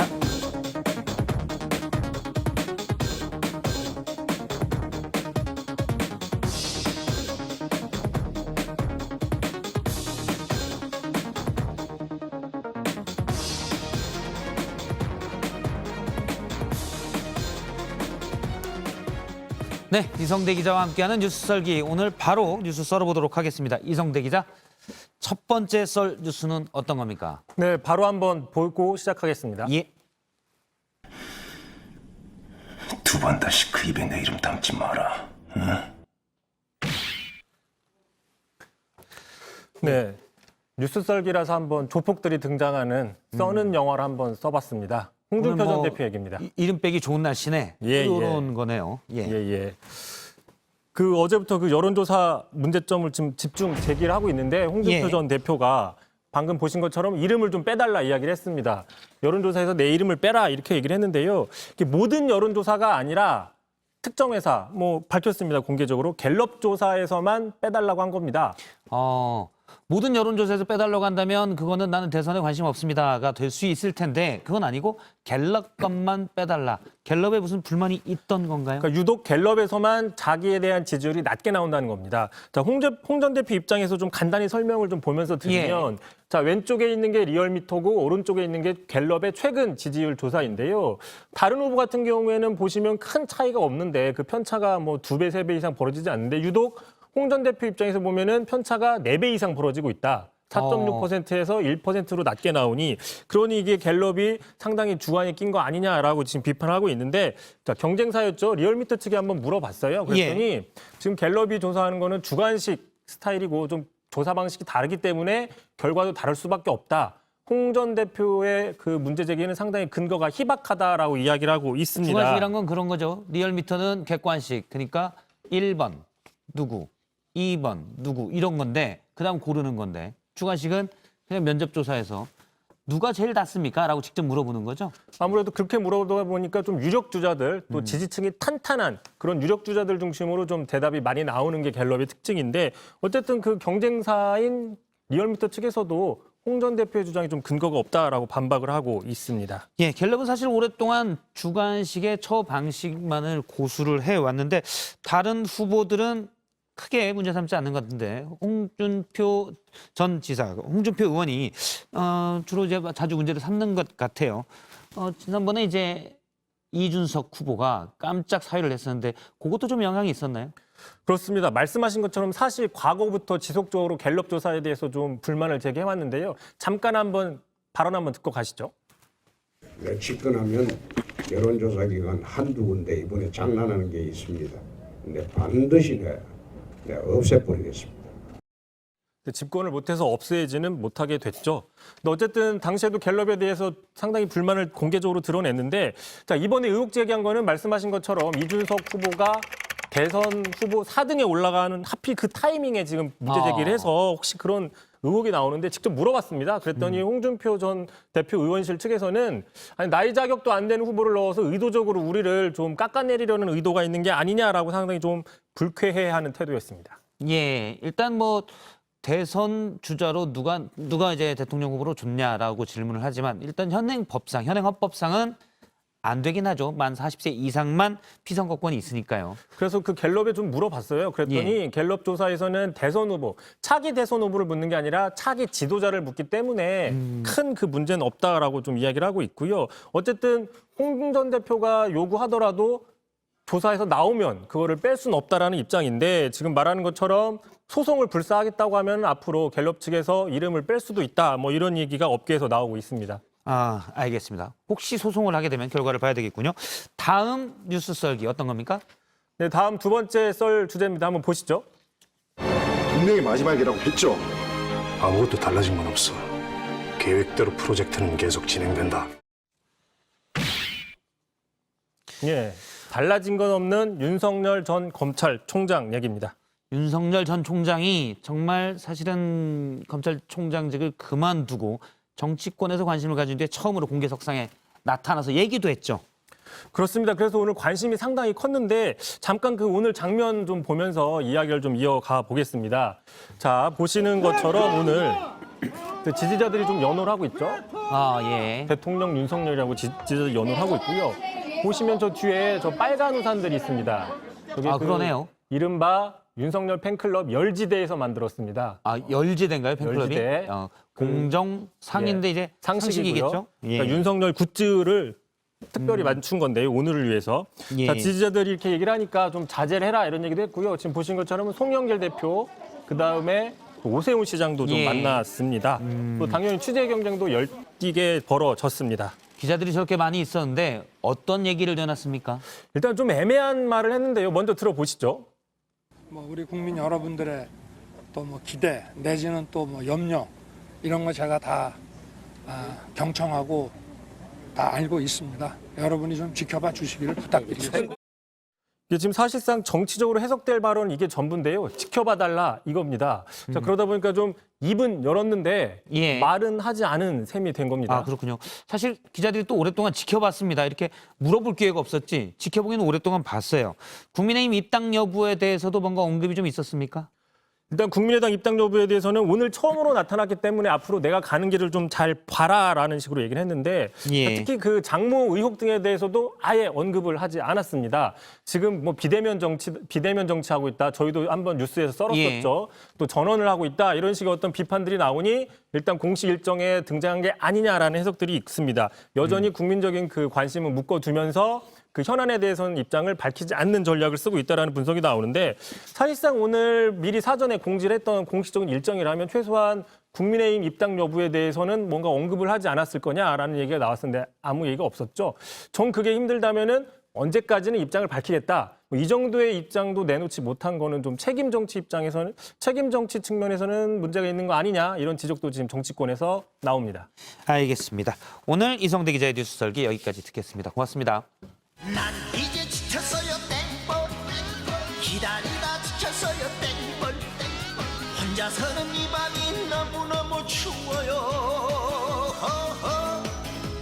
당신은 못 말리는 땡벌 당신은 날 울리는 땡벌 혼자서는 이 밤이 너무너무 길어요. 예, 국민의힘 당대표 후보들을 연속해서 만나보는 시간인데 오늘은 돌풍의 주인공 이준석 후보와 얘기를 나누겠습니다. 어서 오십시오. 네, 안녕하십니까? 예, 자 빠르게 진행을 해보겠습니다. 네. 주호영 후보, 나경원 후보 나왔고요. 이제 이준석 후보 차례인데요. 내가 왜 국민의힘 당대표가 돼야 하는지 간단히 좀 말씀을 부탁드리죠. 뭐 아무래도 지금까지 국민의힘이 뭐 선거 연전 연패하면서 지금까지 이념 구도나 지역 구도를 가지고 선거를 치르려고 했거든요. 예. 그런데 이번에 서울시장 보궐선거 보시면 알겠지만은 세대 구도로 전환해가지고 아주 좋은 득표를 올렸습니다. 저는 그 전환이 성공적이었다 보고요. 그걸 예. 지속해 나가고 영속적인 걸로 만들기 위해서 나왔습니다. 전환이다. 예. 변화의 물결. 전환인데, 자 여론조사로는 예. 일부 이제 나경원 후보도 마찬가지고요. 주호영 후보도 사실은 바람이기 때문에 좀 사그라들 거다라고 하는데 현재 전체 여론조사로는 지지율이 꺾이지 않고 있습니다. 국민의 눈에 띄는 거는 국민의힘 당원들로부터도 지지를 상당히 많이 받고 있어요. 네. 여러분들이 여러 사람들이 이건 좀 의외다 이렇게 얘기했는데 본인은 처음부터 예상하셨나요? 저는 제가 뭐 1, 2, 3등 안에 포함될 거란 생각을 했습니다. 아무래도 인지도가 높은 편이기 때문에 예. 그 정도는 예상했고 다만 뭐 두 번째 여론조사가 그때부터 1등으로 치고 나갈 줄은 저도 몰랐습니다.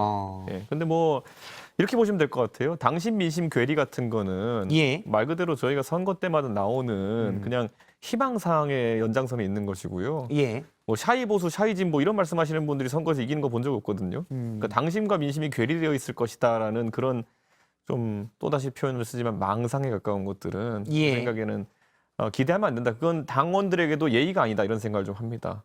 사실은 당심과 민심이 떨어져 있다고 주장하는 게 어떻게 당에 선거 나온 사람이 할 수 있는 주장입니까? 그렇군요. 그러면 당이 결국은 민심과 괴리돼 있다는 얘기가 되니까. 저는 오히려 당이라고 하는 건 당원이라고 하면요. 굉장히 훈련된 유권자들이에요. 그리고 정치에 관심이 많고 이런 분들은 만약에 어떤 바람이 불거나 개혁에 대한 어떤 동력이 생기면은 더 강하게 밀어붙일 분들이지 이분들이 역행하는 선택을 하실 분들이 아닙니다.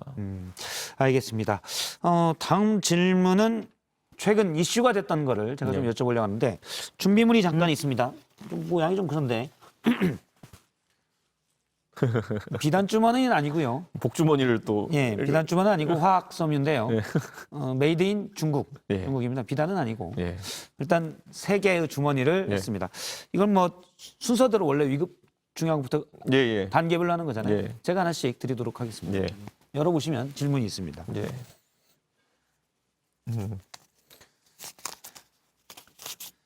요즘 방송하기 힘드네요. 이런 거까지는. 예, 저도 뭐 준비하느라고 힘들었습니다. 예. 예. 첫 질문 윤석열을 뽑으셨습니다. 예. 예. 일단 나경원 후보의 주장이었습니다. 어제 나와서도 얘기했는데 바로 이준석 후보가 윤석열 전 총장을 배제하려고 한다라고 주장을 했고요. 특히 윤 전 총장의 장모 관련 발언, 이 발언을 정진석 의원이 전한 바가 있는데 이걸 아마 이걸 지칭한 것 같은데요. 이 부분 때문에 윤석열 전 총장이 상당히 기분을 나빠했다라는 취지의 얘기도 있었거든요. 당시의 발언은 구체적인 맥락이 뭐였습니까? 기본적으로요, 그 윤석열 총장의 했다는 말을 이제 전원한 것이 뭐 10원 한 장 얘기잖아요. 예. 근데 사실 저는 그런 발언이 실제로 윤석열 총장이 했다 그러면은 나중에 정치적으로 책 잡힐 만한 발언이다. 그렇기 때문에 저는 그 발언을 했을 거로선 믿지 않는다. 예. 전원 과정에서 좀 각색이 된 것이거나 과장이 된 것 아니겠느냐라고 우선 전제를 깔았고요. 두 번째는 윤석열 총장이 장모 사건에 대해 가지고 실제 수사하는 검찰들이 있지 않습니까? 예. 그리고 본인은 또 검찰에서 최고의 전문가 아닙니까? 또 그리고 수사 경력자고 그렇기 예. 때문에 윤석열 총장이 만약에 사안을 진짜 세밀하게 들여다봐 가지고 수사팀과 다른 이야기를 하는 것이면은 둘 중에 하나는 잘못된 판단을 하고 있는 거잖아요. 예. 그런 상황으로 윤석열 총장이 스스로를 몰아넣을 필요가 없다. 네, 그렇기 때문에 이거는 진짜 수사 검사로서 전문적인 발언으로 한 것이라 그러면은 나중에 뭐 어떤 결과가 나오면 책임을 질 수밖에 없는 상황이다. 잘못됐다면 잘못된 거에 대한 그 발언에 대한 책임을 그러니까 제 져야 말은 되겠죠. 뭐냐면 이런 거 괜히 언급할 필요 없다. 예. 그래서 말을 옮기시는 분들도 이런 거 전원할 필요 없다. 정진석 의원이 전하는 거죠. 이런 얘기를 들었다라고 하는데 윤석열 전 총장은 이에 대해서 구체적으로 정확히 얘기한 바가 없기 때문에 그렇죠. 알 수 없다는 것이고. 저는 그래서 저희가 뭐 여기 대해서 너무 앞서서 나갈 필요는 없다고 봅니다. 예, 지금까지는 뭐 전원에 가까운 것이다. 예. 그래서 그 말에 무게를 둘 필요가 없다라고 얘기하신 것으로 그때 워딩은 그랬었죠. 이제 진짜 정치 참여하시면 이런 말씀하면 안 된다. 그렇죠. 여기까지가 나름 제 일단 뭐 그런 말을 했는지도 확인은 안 됐고요. 김종인 전 비대위원장 얘기 물어볼게요. 최근에 만난 적 있습니까? 저는 뭐 최근이 언제를 의미하는지 모르겠지만은 2주? 단정적으로 한 달 이내에 만난 적이 있습니다. 한 달 이내. 예. 2주는 어때요? 그것까지 확인 안 드리겠습니다. 알겠습니다. 이게 사실 원로분들과의 만남이라는 게 사실 뭐 대단한 대화가 아닌데도 만났다 자체 의미 부여하는 분들이 많아가지고. 예. 일단 야권에서는 뭐 이건 현실적인 문제니까요. 앞서 우리가 언급한 윤석열 전 총장이 현재 여론조사상 가장 높은 지지를 받고 있습니다. 국민의힘으로서도 만약 입당한다면 유력한 대선 주자가 될 수도 있는데 김종인 비대위원장은 윤 전 총장에 대해서 최근의 말들은 조금 뭐 좀 거리를 둡니다. 윤 전 총장이 누굴 만나든 관심이 없다. 내가 그래서 꼭 그 사람을 만날 이유도 없다. 왜 멀어졌을 거라고 보십니까? 저는 이 김종인 위원장의 표현이라는 것도요. 이 되돌리기 버튼을 한 6개월 정도 돌려보면요. 오세훈 시장도 그 당시에 시큰둥하게 반응했고요. 나경원 그 당시 서울시장 후보에 대해서도 시큰둥하게 반응했고 뭐 안철수 후보는 말할 것도 없이 그냥 싫어하시고 여러 번 시큰둥하게. 그렇기 때문에 저는 그런데 나중에 정작 선거판에 돌입하니까 오세훈 시장을 굉장히 강하게 도와주셨거든요. 그러니까 저는 이런 것에 대해 가지고는 미리 반응할 필요가 없다. 김종인 위원장은 한편으로는 굉장히 공정한 분이다. 어느 누구에게도 좋은 소리 안 하시는 걸로 굉장히 공정하다.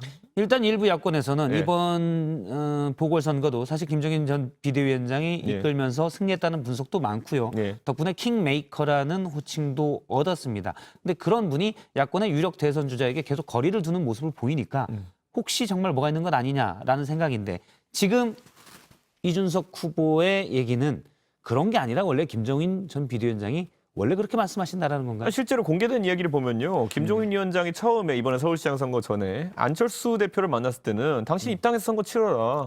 그러면 될 거다라고 현실적인 조언을 해줬어요. 그런데 안 대표는 그 조언을 받지 않고 뭐 2번으로 나가면 내가 떨어지고 4번 나가면 되고 뭐 이런 본인의 가설을 세워가지고 선거 나가셨는데 실패한 거잖아요. 그러니까 저는 원로라는 거는 조언을 하고 조언을 안 받으면은 또 싫은 소리도 할 수 있는 거고 이런 건데 하나씩 의미를 부여해가지고 왜 생각이 바뀌었지? 아니 조언을 했는데 안 받으면 그럴 수도 있는 거죠. 당장 별의 순간이라는 표현을 우리가 기억하고 있겠지만은 김종인 위원장이 한 몇 달 전에 그걸 지적했었잖아요. 지금이 별의 순간이다. 그건 지금이 정치 대비할 타이밍이다라고 이야기한 거거든요. 당시 이제 별의 순간을 잡은 것 같다라는 표현도 했었거든요. 그렇죠. 그땐 좀 더 전격적인 행보를 기대하셨을 텐데 그게 기대에 못 미치면은 또 싫은 소리도 할 수 있는 거고 나중에 또 전격적인 행보하면 좋은 소리 할 수 있는 거고. 지금 뭐 그러면 야권에서 일부 야당 인사들도 얘기하는데 아까 이제 앞서 말씀하신 기대에 못 미친 부분. 지금 국민의힘이 아직 혁신을 이룬 것을 보이진 못했는데 너무 이른 입당의 움직임 아니냐 이렇게 해석해도 되겠습니까? 이준석이 당대표 되면은 전 세계가 주목하는 혁신입니다. 알겠습니다. 그렇게 답변을 하시니까 원래 사실 이준석 후보는 오늘 수요일 썰전 라이브에 패널로 원래 나오시려고 돼 있는데 지금 뭐 전당대회가 며칠 안 남아서 제가 패널로 모실 수는 없고 인터뷰로 하기로 했습니다. 그리고 저랑 뭐 그전에 얘기를 했는데 만일 야당 당대표가 되면 2주에 한 번 정도 고정 인터뷰로 야권의 얘기를 해주시기로. 저는 그런데 이런 인터뷰가 좀 어색합니다. 아 그런가요? 저는 상대가 있고 좀 맞받아치는 걸 좋아하는 그거가지고 좋은 상대를 좀 찾아주십시오. 좋은 상대로는 사실 그때 송영길 민주당 대표가 나오시면 썰전을 같이 벌이겠다. 아이고 송 대표님이 응해주시면 저야 땡큐죠. 제가 그래서 오늘 살짝 알아봤는데 긍정적 검토할 수 있다라는 송 대표의 말을 들었습니다. 좀 더 적극적으로 알아보도록 하겠습니다. 일단 먼저 되는지 안 되는지가 뭐 야당 대표가 돼야 그것도 또 되는 거니까요. 그렇죠. 그건 당원과 여론에 따라 다른 거고요. 알겠습니다. 주머니를 이제 두 번째 주머니를 좀 보도록 할까요? 두 번째 주머니는 여기 있습니다. 직접 여시면. 왠지 안 칠 수 있을 것 같은데. 아이고 아니. 그 제 돈인데 제가 잘못 들어갔어요. 아이고 죄송합니다. 제 건데 이거 잘못 들어가서. 두 번째는 빼고 세 번째로 바로 들어가도록 하겠습니다.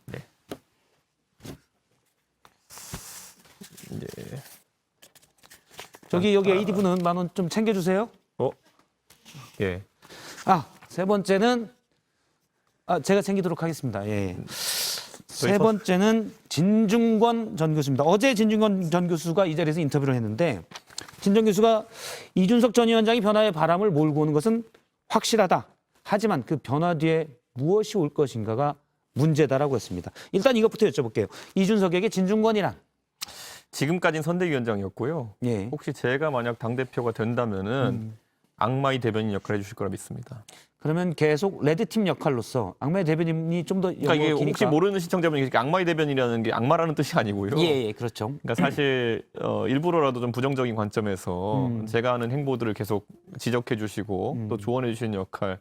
저는 진중권 교수랑 설전을 강하게 벌이면서도 한 번도 감정적으로 상한 적이 없거든요. 그래서 페이스북 댓글도 그냥 장난스럽게 달고 이렇게 했기 때문에 진 교수가 이야기하는 것들 중에서 합리적인 것은 제가 또 당연히 경청해야 되고요. 다만 진중권 교수는 약간 시대착오적인 생각하시는 게 있으면 제가 또 지적하기도 하고요. 그런 편한 관계가 되고 싶습니다. 혹시 뭐 당직을 받지도 않겠지만. 안 받아요. 예, 알겠습니다. 자, 그 변화로 얘기를 한다면 무엇을 채울 것인가? 실력에 따른 공정을 얘기하셨는데 많은 진정 교수뿐만 아니라 많은 분들이 이게 과연 다인가라는 얘기를 하고 있습니다. 조금만 실력에 따른 공정을 좀 언급을 해주신다면요? 저는요 이렇게 생각해요. 결국 공정이라는 건 여러 가지로 정의할 수 있겠지만요. 그 소위 말하는 실력주의, 능력주의라는 것에 대해서 반발은 있는 걸 알고 있습니다. 그리고 그것이 완전하지 않은 제도라는 지적도 사회학자들이 하고 있는 걸 알고 있는데요. 예. 당장 그 선봉에 서 있는 마이클 샌델 교수 같은 경우에도 능력주의에 대한 비판은 하지만은 정확히 그럼 본인이 어떤 것이 더 공정한 체제인지에 대해 가지고는 제시를 못 하고 있거든요. 저는 그렇기 때문에 능력주의라는 것이 우선 기본이 되고 다만 출발선 자체가 불공정하면 안 되겠죠. 예. 또는 무의미한 경쟁을 하면 안 되겠죠. 예를 들어 100m 달리기 하는데 남녀를 구분하지 않고 달리는 것이 의미가 있겠습니까? 저는 그렇기 때문에 상황에 맞춰가지고 구현해야 되는 것이고 다만 지금 우리 사회에서는 그 경쟁이라는 것이 너무 부정적인 그런 어떤 개념으로 인식되고 있다. 그래서 저는 공정한 경쟁이라면은 충분히 받아들일 수 있는 거고요. 사실 정의로운 사원은 공정한 경쟁의 룰을 만드는 것이겠죠. 아니 그리고 사실 진중권 교수도 능력주의의 수혜자예요. 저분이 뭐 글 잘 쓰잖아요. 그러니까 중앙일보에 돈 많이 받고 기고하잖아요. 예, 제가 금액은 잘 몰라서. 전 알아요. 근데 알겠습니까? 그러니까 그런 것처럼 저는 사실 그런 것들이 인정을 받는 사회가 돼야 되는 것이고 진중권 교수가 연줄로 올라오신 분도 아니잖아요.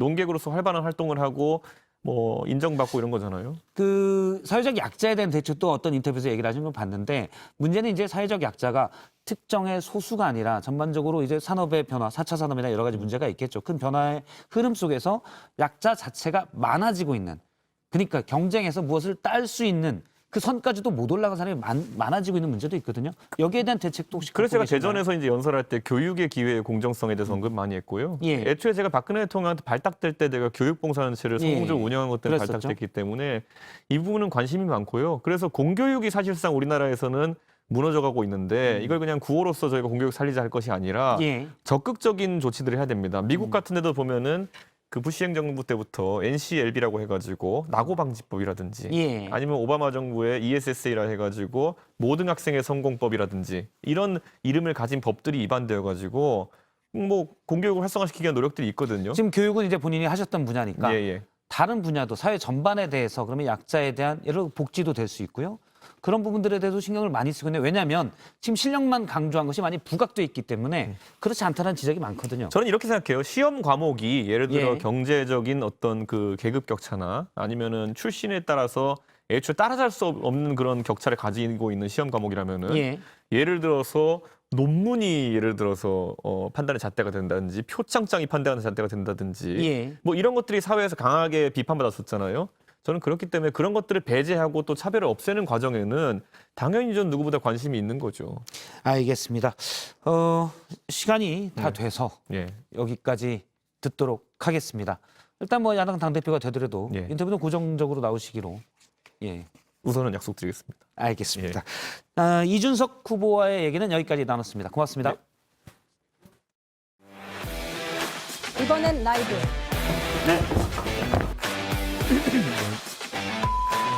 여러분은 지금 시청자 제일주의 썰전 라이브, 썰전 라이브를 보고 계십니다.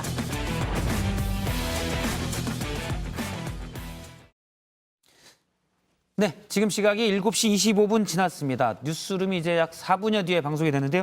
강지영 아나운서와 좀 더 알아보죠. 오늘 뉴스룸에 추적 보도 소식이 있던데요. 네. 추적한 대상이 김현미 전 국토교통부 장관이라고요?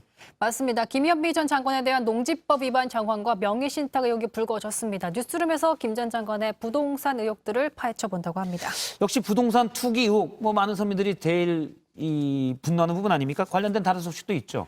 네, 맞습니다. 투기 의혹과 관련해서 탈당 거부 의사를 밝힌 민주당 김한정 의원 관련 소식인데요. 김 의원이 받고 있는 투기 의혹들을 뉴스룸에서 검증해보는 시간을 가져본다고 합니다. 예, 백신 관련 소식도 하나 알아보도록 하죠. 네, 건물이 붕괴된 소식부터 먼저 전해드리면 맞을 것 같습니다. 네, 건물 관련해서 소식을 전해드릴 건데요. 광주에서 나온 광주에서 재건축이던 5층 건물이 무너지면서 버스를 덮치는 사고가 발생했습니다. 뉴스룸에서 현장 연결해서 구조 상황을 살펴본다고 합니다. 예, 알겠습니다. 오늘 썰전 라이브는 여기까지고요. 잠시 후 시작되는 뉴스룸에 많은 시청을 바라도록 하겠습니다. 저희는 내일 저녁 6시에 다시 돌아오겠습니다. 시청해주셔서 여러분 고맙습니다.